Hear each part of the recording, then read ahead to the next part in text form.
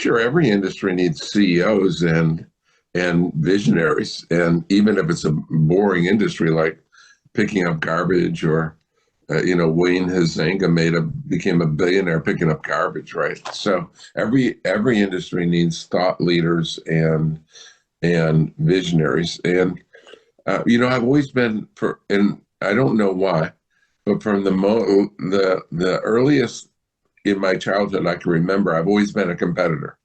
I've always been a crazed competitor. It's with me, it's show me a good loser and I'll show you a loser.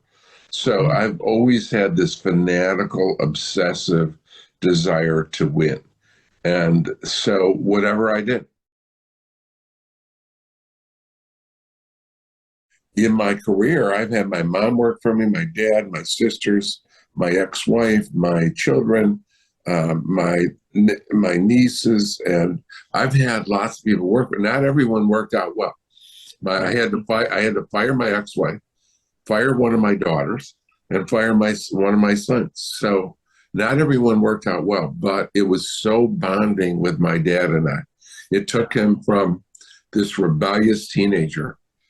I had 50, almost no, 45 years with him where we were almost best friends, that we had something in common.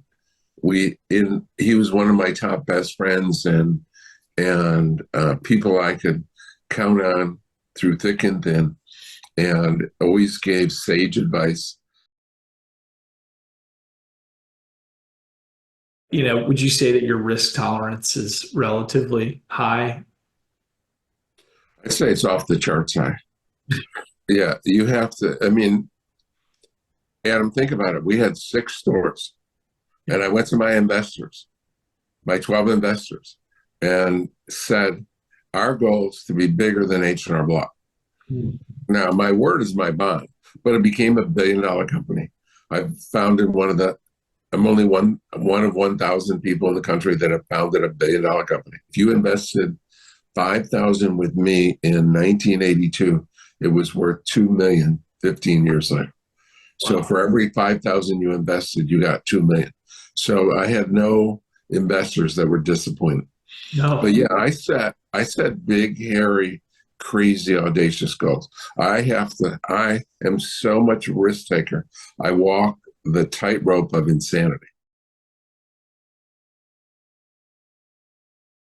But Adam, when you start out and you're competing against a 9,000 chain and a 6,000 chain, and the 6,000 chain has your own name and your own system, you have to be almost stark raving mad to believe that you can do it. It gets boring to me when we stop growing when we're not growing by leaps and bounds. The culture in your organization is critical to the quality of your organization. And it's so much easier to have a great culture when you're growing exponentially. If it's not growing double digits or more, doubling or 50%, if it's not growing by over 10%, don't even waste my time. I've got better things to do. I've been always disappointed in organizations like Berkshire Hathaway that couldn't cross market. They have a stable of great companies, Coke, Geico, but to my knowledge, they don't ever get the two groups to cross market. How many people at Geico drink Coke, and how many people at Coke buy car insurance? You would think there would be some attempt at cross marketing, but they do nothing.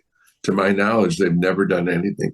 Yeah, so I think that's possibly a missed opportunity.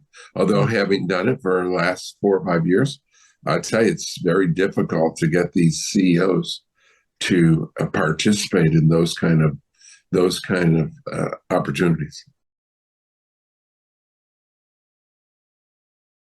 I'm going to work forever. They got to kill me to stop me. When I was young, then a kid and cocky, and I was going to be a millionaire, I said, you know what? I'm going to be a millionaire. Don't know how, but I'm going to be that. And you know what? I'll have the greatest life. I'll just go and retire. I'll be 20s or 30s and I'll just have this greatest life. And I realized along the way, what would I do? I mean, I don't like fishing. I don't like golfing. I don't like sitting on a beach. I like fast ADHD, fast, go, go, go, changing lives. And so, yeah, I'm a life master bridge player and a life master chess player, but I enjoy business and helping people more than anything else I do. Yeah, one of the ways that I'm different than other people, I never worry about what if. I never go back and think about it. I mean, because let's say I give myself the greatest advice in the world and went out and got hit by a bus. So I don't have any advice. I'll give this advice to every 21-year-old, right? Find something you like to do, work hard, persevere. Find something you love to do, work hard and persevere. Life's too short. I think, probably not, but thank God it's Monday. And Monday morning, if you're going to work and not looking forward to it, you're going to the wrong place. So that's the advice I would give each and every 21-year-old.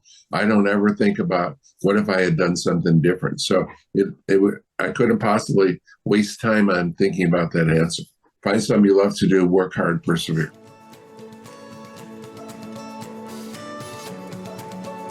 If you enjoy this podcast, please make sure to subscribe. And to stay updated on everything that the Action Catalyst is up to, make sure to follow us on Facebook and Instagram at Action Catalyst Podcast and on Twitter at Catalyst_Action. And thanks for listening.